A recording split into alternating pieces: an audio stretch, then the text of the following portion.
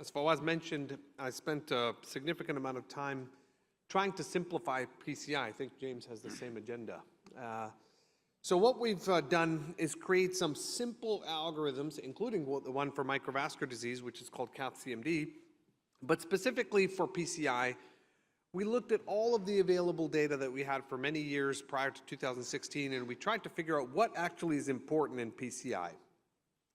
And so when we started, the reason I think intravascular imaging was so challenging is because you had all of these things that really make absolutely no difference to you.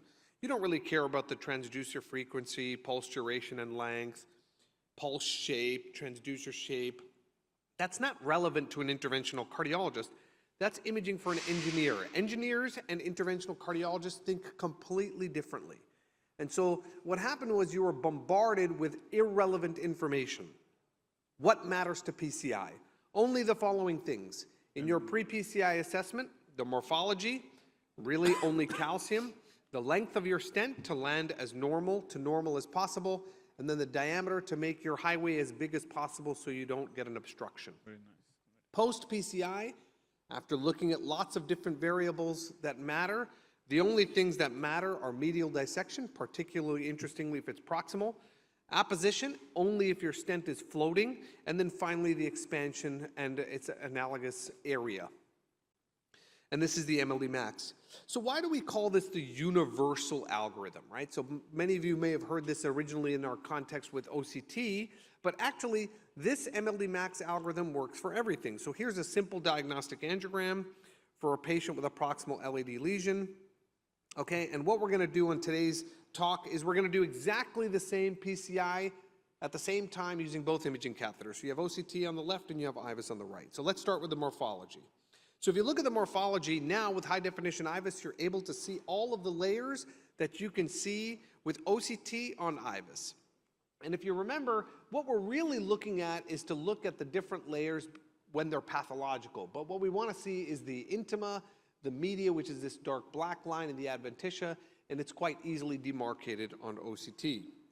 So let's go ahead and do this case together, okay? And so what we're gonna do in our pre-PCI assessment is literally just scroll through this artery and look at the morphology. So right now, all of this artery is normal. There's a little bit of blood speckle as we get more distal into the vessel. You have some attenuated plaque, that's lipid, dark is lipid, white is calcium. Now you have some brighter echogenic material, so what is going on here? That's blood, okay? There's some more lipid here. Dark, when it's completely disappears, that's high attenuation plaque, that's lipid.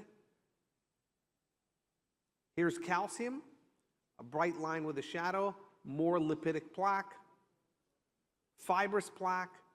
And so what we've done is basically very quickly done a morphology assessment. But what we really want to know is, where is it normal, as is there severe calcium? And the answer to that is neither. If we look at the anatomy, this is what we get. We get hyperechoic areas, which are fibrous.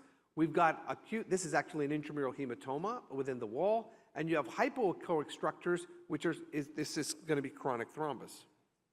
And if we do exactly the same experiment, and we do this by OCT, we're going to find the same information, of course. So this is angiographic co-registration.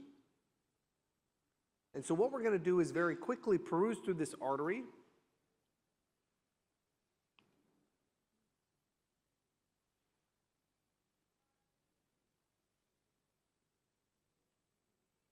And once, the beauty of angiographic co-registration, of course, is that we can look at the artery from the inside out and the outside in at the same time.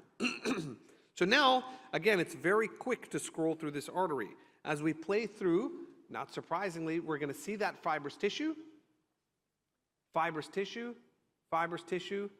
This is the hematoma, or the dissection. This is the lipidic plaque, fibrous plaque, the dissection from the balloon angioplasty. The higher resolution makes it easier to see. Lipidic plaque, that's the middle of your lesion, and your normal reference segment.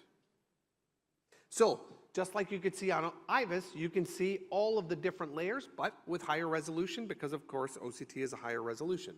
The next step is to do length. And the way we do length by IVUS, especially if you do an automated pullback, is you paste your reference markers on the vessel, and your goal is to find an area where the artery is a circle with a plaque burden less than 50%.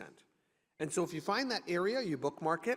If you don't find that area, don't land your stent there. So this would be bad.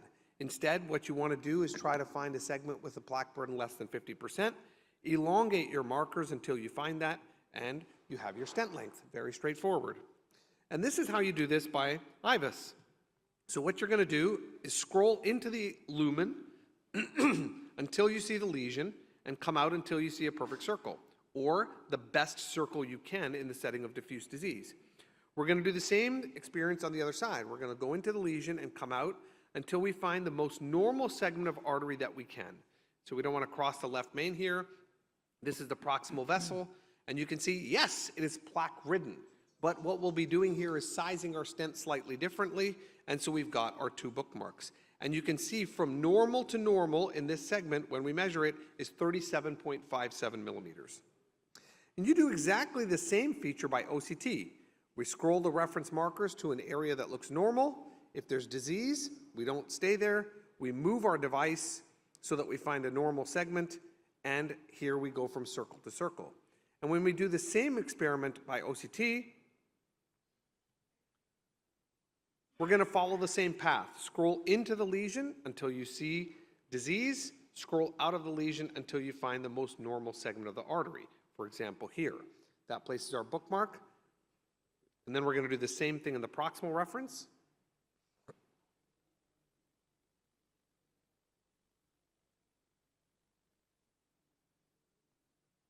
And again, you can see that the distance here is 37.2 millimeters. And then we're going to do diameter. So for diameter, we spent a lot of time trying to figure this out. What we came up with is that when you have a plaque burden that's less than 50%, you can very safely use the external elastic lamina to size your stent. Why do you do that? Because it gives you a 0.5 millimeter larger diameter device. When you've got a lot of plaque, it's probably better to err on the side of safety rather than get a dissection. And so when your plaque burden is greater than 50%, we suggest you use the lumen and upsize. If you follow this strategy, you create equipoise in terms of safety. That's the key. And so we're going to do that experiment here. We've already measured our distal and proximal reference by the bookmarks, so it's a very easy phenomena to do this and create a measurement. Now, of course, many of these devices are now automated. OCT will give you this automated.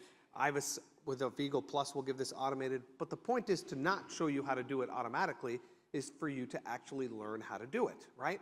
And so you do the same experiment proximally, and what you do here is you measure the lumen. Why? Because the plaque burden is greater than 50%. And so what I'm going to do is prove to you that the plaque burden is greater than 50%.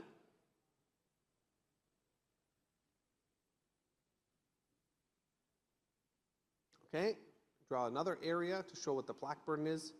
And this can help you. It's a very quick process. It can help you decide whether you should be lumen guided or EL guided. So you can see we have a 68% plaque burden. We should be doing lumen guidance proximally. So distally, we're 3.46 by 3.47. We round down to the nearest stent size, that's 3.25, okay?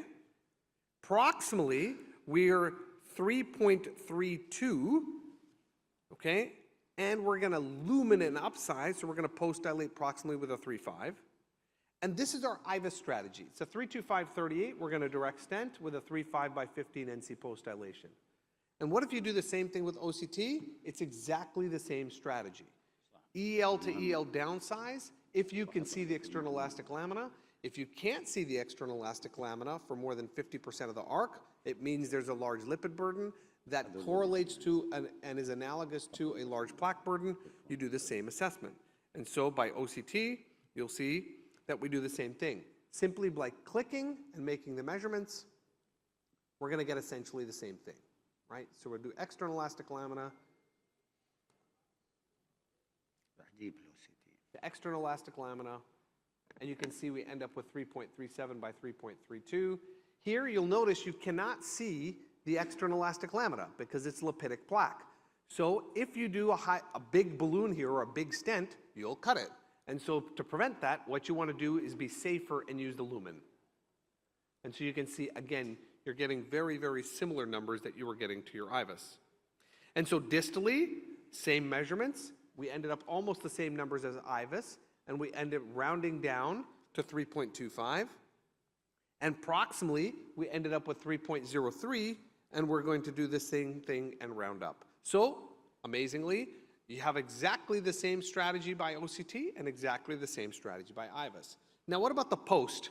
When you want to look for a medial dissection by IVUS, all you need to do is identify the stent. So you look for the edge of the stent, go to the stent, and quickly look. It takes just a few seconds to see whether or not you have a dissection. So here, there's no dissection. Proximally, there's no dissection, because you've landed pretty much at the ostium. So there's really nothing for you to do here. Okay? And then what we're going to do is also look for malapposition. So the way we're going to look for malapposition is scroll through. Now the nice thing about OCT, especially with Ultron, but even with AptiView, is all of this is faster because it's built in for you. The stent is painted into the artery. You very quickly look at the edge of the stent, see there's a tiny, tiny dissection, which you missed by IVUS. Here you can see at the proximal landing zone, you've landed at the ostium, so there's really nothing to worry about in terms of dissection. And for malapposition, you can see it's automatically detected by the computer, which shows 0. Now, the thing with the apposition with IVUS, and you have to take apposition with a pinch of salt because unless your stent is floating, it really doesn't matter. But basically, this is already pinned to the wall. You have to scroll through it manually. To be honest, when I do this, I do it at the same time looking for the minimal stent area by my eye so that I can do the last step, which is perhaps the most important. By OCT, as I mentioned, the malapposition indicator shows you that you don't have any malapose stents. And finally, expansion. So if you're going to measure expansion, how do you do it automatically? Or how do you do it on your own? And so what you're going to do is go to your distal reference just outside the stent.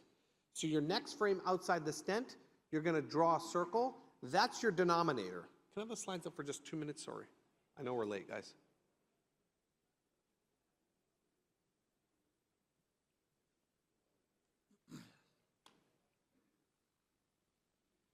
I think they're working.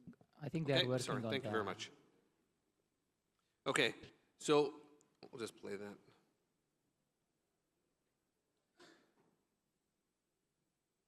So what we did here is we basically drew the distal reference, okay, and we ended up with a number.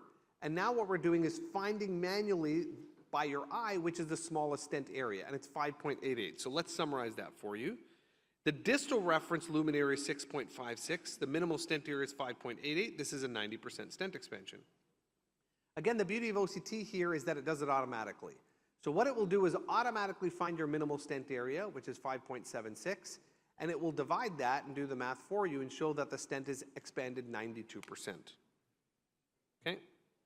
If you need to post-dilate, what you should do is go to the area of underexpansion, whether it's in the proximal or distal half, remeasure this reference segment, and post-dilate based on that parameter.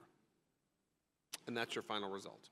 So the purpose of the MLD Max algorithm in this talk was to show it doesn't matter if you do IVUS, it doesn't matter if you do OCT. You have to know that there's some benefits to IVUS, there's some benefits to OCT, when you might do what. That was my last slide, actually. And so, for example, I think IVUS is really superior in CTO, osteal lesions, advanced chronic kidney disease, multivessel disease, but I think OCT is probably superior in situations of severe calcification and where you really need to do advanced lesion modification. Thank you very much. Thank you very much.